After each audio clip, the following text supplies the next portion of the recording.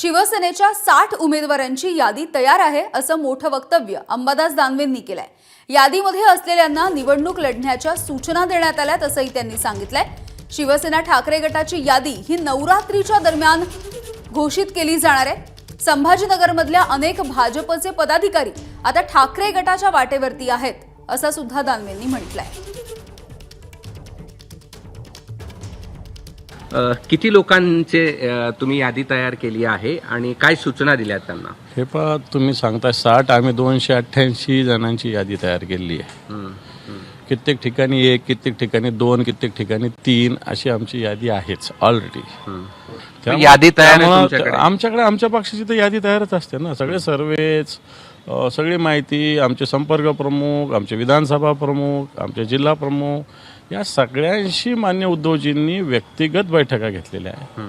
तिथला सगळा अंदाजा घेतलेला आणि त्या आधारावर निश्चित पक्षाकडे या सगळ्या विषयाची यादी तयार असते।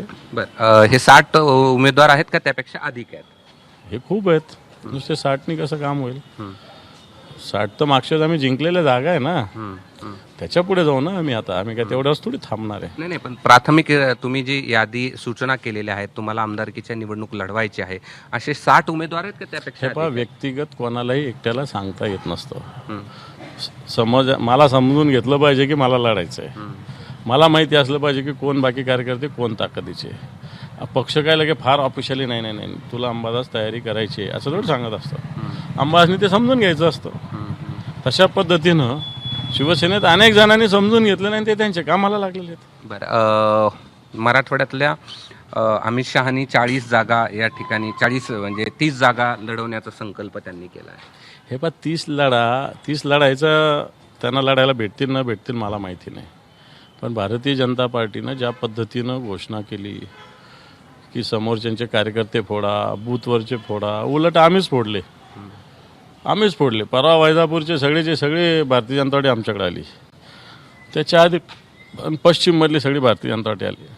आणखी आता जिल्ह्यातले काही मतदारसंघातले लोक आमच्याकडे येणारच आहेत। पहिली यादी कधी? नवरात्रात येऊ शकते। जागा वाटप पूर्ण झाल्यावर यादी यायला वेळ लागणार नाही। बरं, किती उमेदवारांचे? ते नाही सांगता येत। कॅमेरामन धनंजय दारुंटेसह मी कृष्णा केंडे, एबीपी माझा, छत्रपती संभाजीनगर। एबीपी माझा, उघडा डोळे बघा नीट।